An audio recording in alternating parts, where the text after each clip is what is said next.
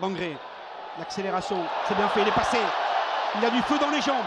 Le bon ballon, c'est bien. Gélabert essaie de se retourner, redonne encore. Le centre, pourquoi pas?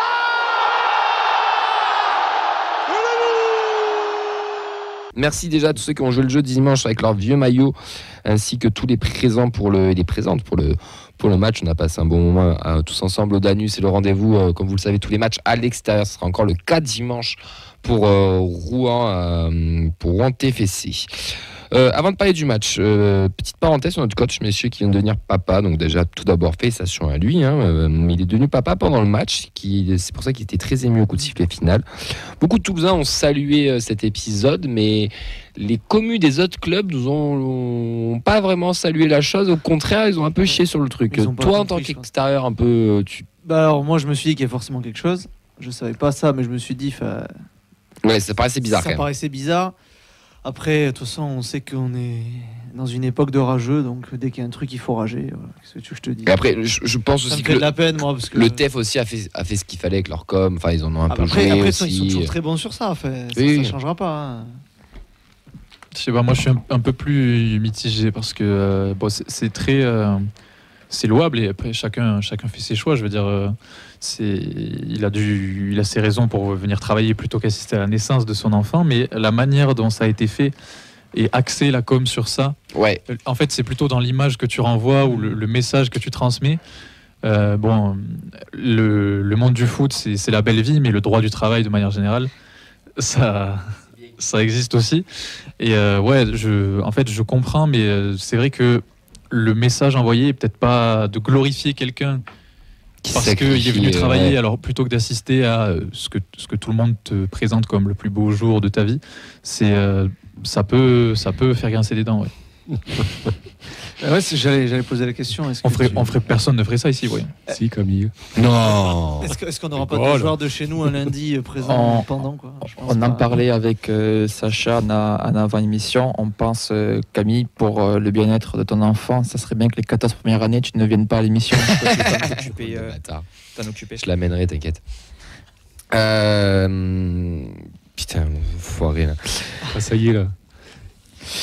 C'est quand même, moi je rejoins un peu Sacha aussi, et moi je trouve que la com elle est un peu malaisante d'axer un peu sur ça. C'est bien d'expliquer le fait qu'il soit ému par ça, mais je trouve ça un petit peu. Ça aurait pu être, il a sauvé d'en ses faire. fesses.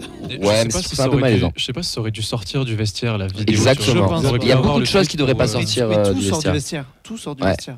Non, pas tout, mais. Non, mais beaucoup trop de choses. Dès qu'on gagne, il y a beaucoup de choses qui sortent. Contrairement à d'autres vestiaires, je trouve qu'il y a beaucoup de choses. Dès qu'on gagne. Oui, bien sûr. Oui, donc ça sort pas souvent. Je vois ce que tu veux dire, mais. Ouais. Enfin. Quelques réactions ? Oui. Alors on a Manon qui n'est toujours pas moi, qui les gens critiquent sans chercher à avoir un contexte. En effet, c'est une bonne grosse époque de rageux.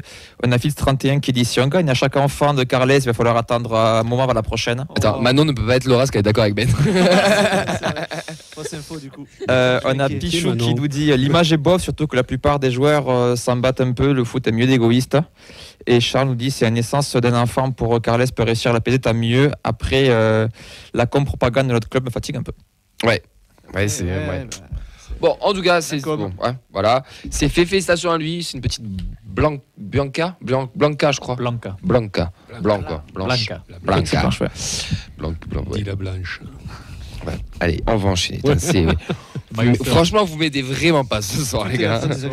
La composition reste Kamenzima, Wissa, Nicolaisen, Soiseau, Siro, Caceres, Spirings, Donum, Dalingra, Gélabert.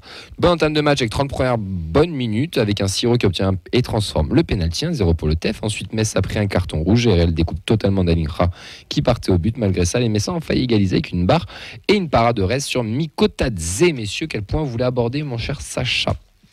Moi déjà j'aimerais bien parler de ce fameux côté droit qui a été pas mal en difficulté, mais j'aimerais bien aussi souligner le petit côté vicieux roublard qu'on a enfin vu dans un match du TFC. Ben. Le clean sheet en Ligue 1 c'est bien, et l'important c'est les 3 points. Moi j'aimerais parler le on-off de ce match. Vraiment une grosse différence de comportement, de niveau de jeu entre la première et la seconde mi-temps. Le fait qu'on a fait le taf, on a pris 6 points contre un concurrent direct, mission accomplie. Et ben on va commencer par toi. Parce que on va commencer par le positif et après on ira balancer en cabine. La Ligue 1, surtout dans cette lutte pour le maintien, on a une mission concrètement pour se maintenir, c'est prendre des points contre les concurrents directs et essayer d'en choper par-ci par-là. Mais l'objectif, c'est vraiment d'en prendre là. On a fait Metz, c'est devant nous, et au final, on reprend 6 points. Et il reste quand même pas mal de matchs encore. Donc c'est ce qu'il fallait faire. Effectivement, on pourra revenir sur la qualité ou quoi. Rémi, comme le disait, on s'en foutait un peu sur ce match-là. Ce qu'on veut, c'est une victoire. Et c'est important. C'est important de le saisir parce qu'au final, c'est quand même un match à l'extérieur. Au final, on aurait pu se dire 1 point, c'est déjà pas mal.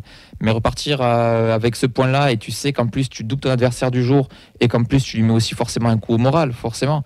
Ils étaient devant nous, donc ils sont pas sur une bonne spirale. Légitimement, ils pouvaient se dire on peut se relancer là, et finalement, on les enterre, entre guillemets.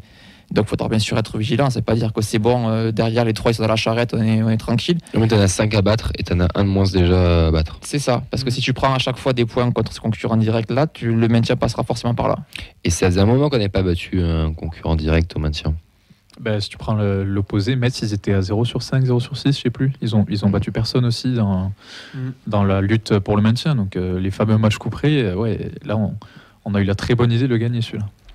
Mais deux visages de notre TFC, 30 bonnes premières minutes, vraiment avec du bon football, des occasions, un péno obtenu, quelque chose de très cohérent.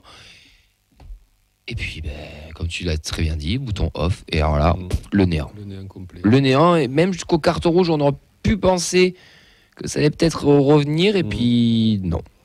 Ouais, parce que par rapport à ce qu'on avait vu en première mi-temps, moi franchement, j'ai vu une... Allez, je vais dire très bonne première mi-temps, entre guillemets, mais ouais, je me suis presque régalé, quoi, franchement. On s'est créé des occasions, des situations, on a vu du mouvement dans les espaces, les joueurs se trouvaient relativement facilement, on a tenu le ballon assez facilement. Bon, l'adversaire n'était pas bien virulent, mais bon, on a eu le mérite de le faire, quoi. On a joué beaucoup dans leur camp sur la première demi-heure, et franchement, je nous ai trouvé conquérant, plein de maîtrise, avec une certaine justesse technique, ce qu'on n'avait pas trop vu depuis bien longtemps. Bon, toujours dans le dernier geste, donc je pense à Gelabert, quoi, parce que l'action était belle, quoi, franchement. La passe aveugle de Siro était juste magnifique, quoi.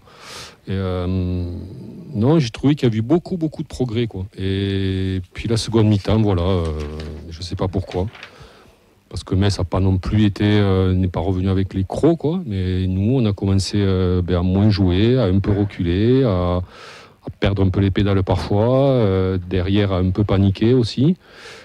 Et franchement, tu comprends pas pourquoi, parce que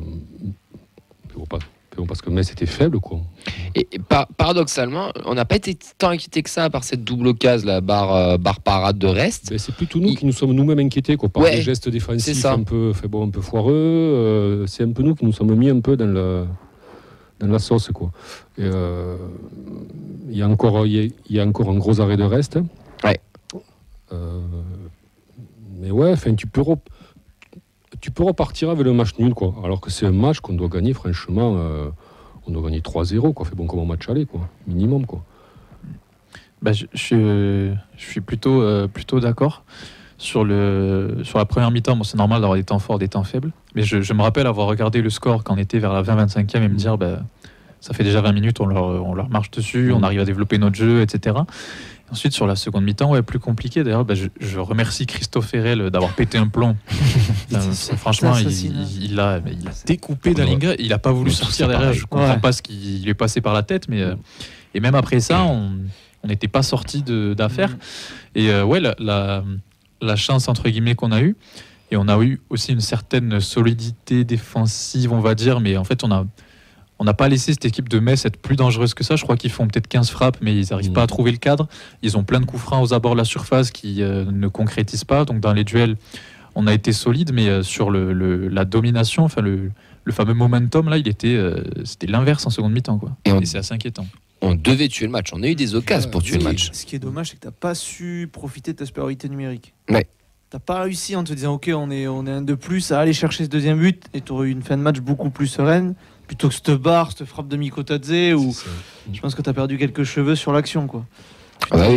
Tu vis avec la boule au ventre en te disant bon, on est quand même en supériorité, mais sur un coup du sort, alors que si après le rouge tu vas tranquillement avec le deuxième, c'est plié, c'est terminé. Ou Kidja en sort quelques-unes aussi. Après, c'est un bon gardien. Contre Montpellier, il nous a fait un gros match aussi. Je suis pas d'accord, mais moi, je lui ai chié dessus dimanche. Je lui ai dit qu'il était très mauvais. À partir de ce moment-là, il nous a tout sorti. Moi, je l'aime pas, mais il leur sauve quand même beaucoup de choses. Moi, je trouve que c'est de 30-35 mètres la balle au pied. Ah oui, il nous a fait une effet j'étais.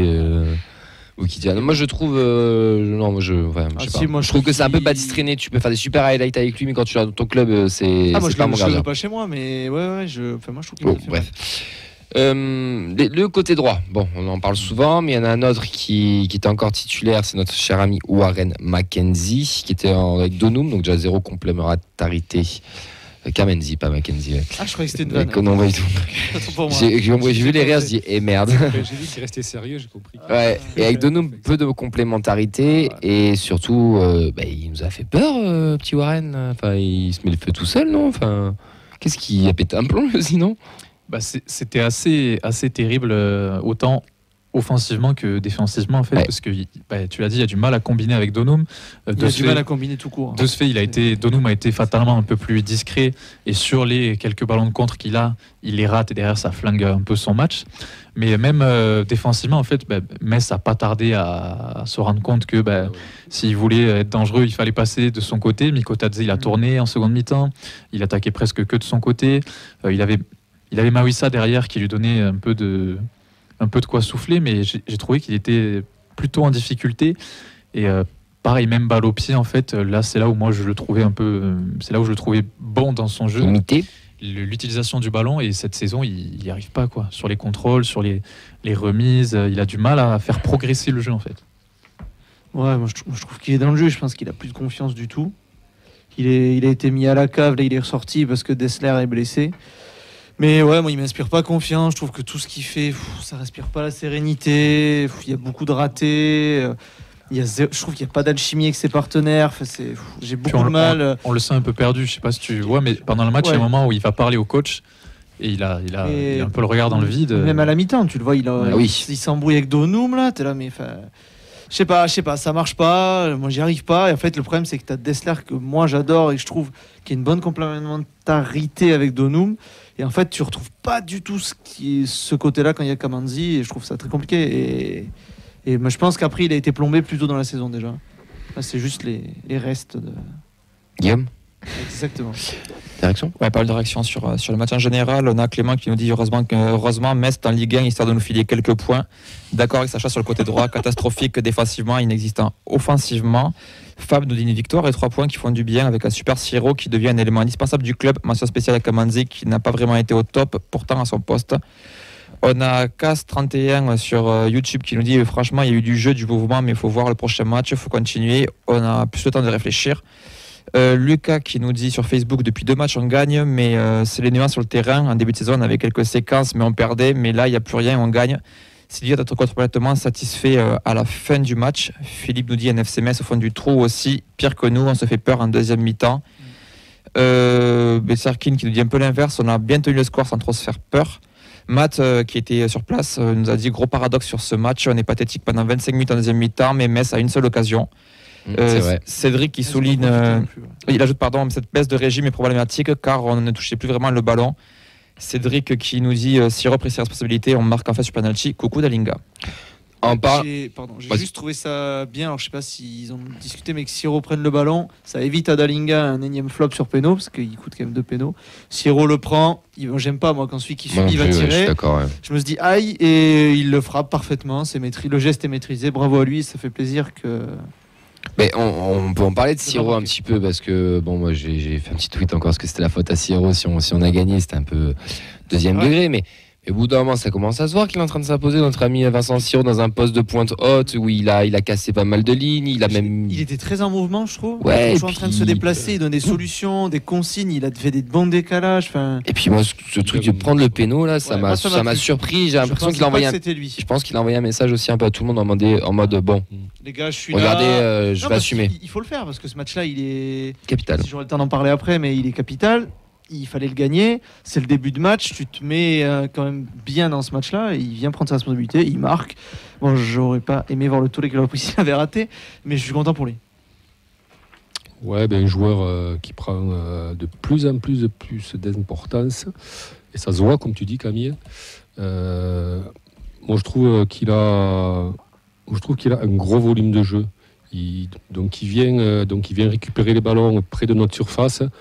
Et 10 secondes après ou 15 secondes après, une fois que le mouvement est entamé, tu le retrouves aux abords de la surface adverse. Et ça, il le fait tout le match. Moi, je trouve qu'il a vraiment un gros volume. Et la palette de son jeu est assez large aussi, je trouve. Donc, finalement, il a une technique assez propre. Il défend aussi, donc il n'a pas peur de défendre. Non, c'est un joueur qui est super complet en fait. Il est pas excellent quelque part, mais il n'est pas nul quelque part non plus. Là, il commence quand même à être oui, mais tu sais, il n'a pas un domaine. Comparé à Van den Boomen, Van den Boomen excellait dans la passe, mais il avait plein de carences ailleurs. Siro, il excelle pas vraiment dans un domaine. Alors peut-être dans le volume de jeu ou c'est dans la capacité physique. Pourquoi pas, mais techniquement, je veux dire, il a une palette très très complète. Camille, il a quand même il a un peu au-dessus, non, bien sûr. Il a du coffre, quoi. Oui, ça clairement. Après, voilà, il a encore quelques carences, quoi. Je pense que ça chape, parce qu'en fait, on l'a remarqué en même temps. Je crois que c'était en première mi-temps. Là, il veut faire une ouverture côté opposé, et puis ça va en touche directement. On s'est regardé en rigolant, en disant merde. Mais après, je trouve qu'il oriente bien le jeu, il voit le jeu. Il est présent là où est le ballon. C'est la première rampe de lancement presque maintenant. Et ça devient systématique. Et finalement, presque, j'ai aussi envie de penser donc à l'entraîneur qui a su le positionner là. Et finalement, ça s'avère être un très très bon choix, quoi. Donc là, Carles, sur ce coup-là, si c'est vraiment réfléchi, c'est un très bon choix, quoi. On a Spearings et Caceres qui ont fait leur match à beaucoup de déchets, mais bon, Spearings un peu mieux peut-être dans la récup ou pas. Un peu mieux parce que il a quand même, il reste sur des performances assez en dents de scie. Et autant Spearings, c'est un joueur qu'on a l'habitude de pas voir ressortir au premier coup d'œil sur les matchs en les regardant, mais il a quand même moins d'aura, il s'impose moins cette saison.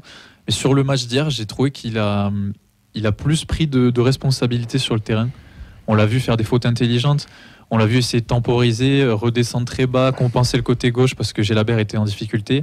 J'ai l'impression qu'il a plus su trouver sa place. Des fois, il passe complètement au travers quand l'équipe passe au travers.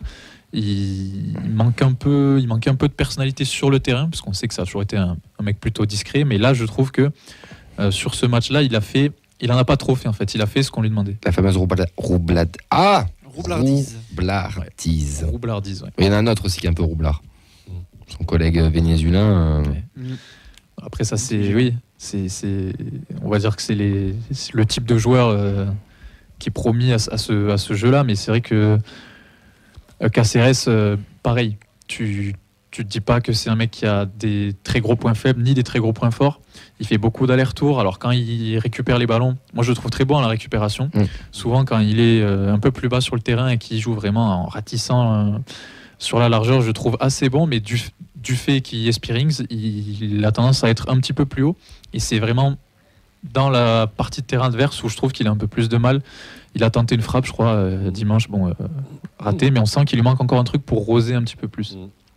Ouais, pour finir sur la roublardise, je vais un truc que j'ai adoré. Le moment où Guillaume Rest reçoit la balle, l'attaquant vient le presser, il attend de prendre le ballon à la main et il lui fait un petit jeu de gaminerie là, mais c'est le genre de choses qui me font rire. Ils ont pris beaucoup de cartons jaunes les Messins et c'est pas pour rien. On les a fait un petit peu sortir de leur match et justement on parlait d'RL sur Denkra, je pense qu'aussi on les a fait sortir tout simplement et un peu péter les plombs parce que petit à petit avec des petits gestes à droite à gauche, des petits sourires, des petits tampons au bon moment et tous ces petits détails au fur et à mesure font que aussi ça fait sortir des équipes et qui font que à la fin c'est nous qui repartons avec les 3 points. Messieurs, pour enchaîner, il va nous rester encore 5 minutes. Là, tu as des petites stats intéressantes. Alors, on va commencer par Ben avec sa première stat. C'est de parler de clean sheet. Et après, il y a une stat, vous allez voir, qui est un peu paradoxale par rapport à ce qu'on a vu sur le terrain. C'est Sacha qui va nous l'apporter. Ouais, alors premier clean sheet à l'extérieur en championnat du match à Marseille au mois de septembre. Ça faisait 6 matchs, donc c'était pas arrivé. Solide, ça fait du bien, sachant que Toulouse a beaucoup de mal à mettre des buts en Ligue 1, puisque la dernière fois que Toulouse a mis plus d'un but en Ligue 1, pour vous, c'était contre qui? Metz. À l'aller, c'est ça, en octobre, début octobre. C'est énorme, c'est-à-dire que tu n'as jamais mis plus d'un but en Ligue 1 depuis ce match-là.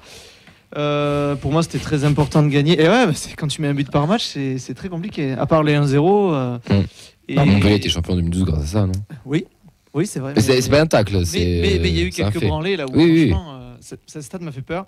Et je trouve que c'était très important de gagner parce que le calendrier qui arrive, c'est tu reçois Lens, tu vas à Reims, tu reçois Nantes, tu vas à Monaco, tu reçois Lille, tu reçois Nice. Donc, je pense que et t'as Benfica entre les deux. Et Benfica en plus, que j'ai pas rajouté. Donc c'était très important de gagner. Donc la victoire au bon moment. Alors moi, la stat que j'ai trouvée, elle m'a tellement étonné que je l'ai recoupée sur 3-4 sites différents. Mais c'est en regardant les zones d'attaque et de danger, en fait, il y a 48% des attaques ou des prises de balles toulousaines qui sont faites sur le côté gauche dimanche. 48 à gauche, 22 dans l'axe et 30 côté droit. Normalement, on est plus sur un côté... on est plus sur un aspect équilibré quand on joue en 4-3-3, tu vois, bien huilé. Mais là, le fameux manque d'automatisme entre Kamandzi et Donum, ça veut dire que globalement, côté droit, tout ce qui est arrivé, c'est des longs ballons ou des renversements une fois que tu es déjà dans les 35 derniers mètres. Mais pour amener le danger et pour construire tes actions, on est une fois sur deux quasiment passé par le côté gauche. Pour appuyer ce stade, c'est qu'en fait, c'est Soiseau aussi. À gauche, Soiseau, il dédouble tout le temps, il est tellement... Et en fait, t'as envie de jouer avec lui, quoi. Alors que de l'autre côté, surtout quand il y a Gélabert qui rentre un peu intérieur. C'est ça. Puis Soiseau, il a de l'espace, il a du volume. Et puis c'est voulu que les côtés de nos latéraux montent et soient très bons. Le pied de Soiseau, il est bon, quoi. Quand il centre, c'est quand même propre. Ouais, bon, je pense qu'on a fait un petit peu le tour. Moi, pour finir, Mawissa derrière un grand oui, et que ça continue encore et encore. Avec un Nicolas Hyssen qui était dans l'équipe type aussi de l'équipe. Ils ont été très solides et très sereins, nos deux axiaux. Vincent, peut-être une dernière réaction? Ouais, on a Matt aussi qui met Mawissa dans ses tops, enfin même son top principal, qui fait gros match. Et voilà, globalement, ça retient surtout la victoire sur ce match. Ouais, l'essentiel, c'est les 3 points. Vos tops, messieurs, pour finir? Moi, je mettrais la charnière. Et comme je vous l'avais dit précédemment, on voit que Nicolas Hyssen, quand c'est un peu plus fluide avec lui, il est mieux aussi, je trouve. Sacha? Ouais, pareil, mais j'en place une quand même pour Reste, parce que c'est vrai que l'arrêt qu'il fait, il mine de rien. 3 points. Il en a pas beaucoup à faire et il est présent, il est ultra gainé. Enfin, je pense que Mikotadze, il a été écœuré complet, donc il faut le souligner. Le grand Mikotadze qui doit nous en mettre 3. Ouais, je pensais qu'il allait scorer, mais au moins un petit but. Il est pas loin de le faire. Fred, il est pas loin. Oui, c'est un bon, il l'avait pas. Donc, Fred, t'es top. Si t'en as un autre ou un flop? C'est les mêmes. Siro, Mawissa, puis Reste, en fait, il a une occasion à sortir, il la sort au bon moment. Et comme dit Sacha, en fait, il bouge pas, quoi. Sur ses appuis là, le mec il l'allume, quoi, et il bouge pas, et le ballon il repart devant sec. Donc ça veut loin. Ça veut dire que le mec, il est prêt, quoi. Je passe rapidement un petit top pour le parquage toulousain et les animations qu'on a vues. On n'en a pas parlé, mais c'est des images qu'on adore voir. Et moi, je me régale à chaque fois. Et puis, il y a le sens de l'humour qui va avec. Donc, les 30 ans de partout entre la BFS et la Horda. Et, vous pouvez retrouver l'invité supporter qu'on a eu, Fred, vendredi dernier, un des membres fondateurs de la Horda, où il nous explique cette amitié qui date d'il y a bien plus longtemps que l'existence de la Horda, avec les BFS bien sûr. Et c'est vrai que c'était magnifique, et à souligner que Amazon qui diffusait le match n'en a absolument pas touché un seul mot, parce que ça ne nous intéresse pas quand il n'y a que du positif. Vos flops, Kamandzi, on est d'accord? Oui, je suis désolé. Il y a un autre, le Donum contre son gré, tu vois. Du fait de Kamandzi, il est vraiment parce qu'aussi il joue pas bien les ballons de il a mal joué ses contres. Il a pas lâché les ballons quand il fallait, mais tu vois, je veux dire, s'il fait ça, mais qu'il a Dessler derrière lui, je pense que sur le match, il peut apporter plus de danger, il peut plus. Il y a une belle parade d'Oukidja aussi sur on retient que ça, tu vois. Donum, il manque des stats, il faut qu'il stat. La frappe. Dernier point faible pour ma part, le banc. Oui, 7 joueurs de ne pas avoir de banc, malheureusement. 7 joueurs depuis 2000. Mais quand même, seul, je pense quand même que c'était un bon point de ne pas les avoir mis dans ce bourbier-là. Parce que 1-0 à l'extérieur contre un concurrent direct au maintien, un jeune, s'il fait une erreur, ça ne se pardonne pas derrière. Enfin, pour le plus public, et même lui, ça va le faire. Surtout que tu as plié le match, donc en effet. Et d'ailleurs, j'aimerais saluer aussi Carles qui n'a pas fait rentrer Sissoko, qui l'a même pas mis titulaire, parce que moi je trouve que je pense, qu'il l'a un peu puni de son non-match de Chambéry. Ça va pas lui faire du mal, ça va peut-être lui mettre un peu du plomb dans le cerveau. Pas lui donner notre chance contre Rouen. Oui, il va jouer. Oui, mais il va falloir. Là, par contre, il y a intérêt de se montrer parce qu'il y a quand même 2 recrues à son poste.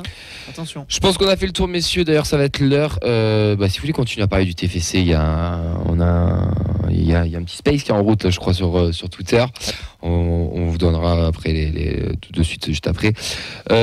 Juste, nous, il y a une nouvelle chronique qui va arriver, messieurs. Et elle va arriver dès vendredi. Elle va arriver aujourd'hui, mais bon, voilà.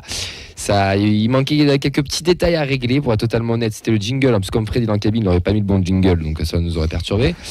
Mais Fred et Ben, vous allez ouvrir un cabinet de psychologie et vous allez recevoir des patients chaque semaine. Puisque chaque semaine, une patientèle qui sera malade et qui voudra parler du TFC viendra dans votre cabinet parler avec vous. Vous êtes prêts à écouter, donner des conseils et expliquer que... C'est facturé combien ? Alors c'est moins cher qu'un psy, c'est la moitié. 25 avec ça, je peux dire à la tête du client. À la tête du client. Le premier client et qui a eu cette idée aussi avec nous et qui sera notre patient zéro et le patient, parce que ça sera aussi un petit peu sa chronique, mais qui sera aussi ouverte à d'autres gens. Mais les mardis, ça sera aussi un petit peu sa chronique. C'est notre ami, bien sûr. Charles, il a besoin de... C'est pas remboursé par la Sécu, il m'a dit que c'était pas grave, mais il a besoin de venir au cabinet. Comment vous allez appeler ce cabinet, les gars ? Vous avez une idée ou pas ? On le dévoile vendredi ? On peut le dévoiler vendredi ? Ouais, là franchement tu nous prends un peu de cours. On le dévoile vendredi, pas de soucis.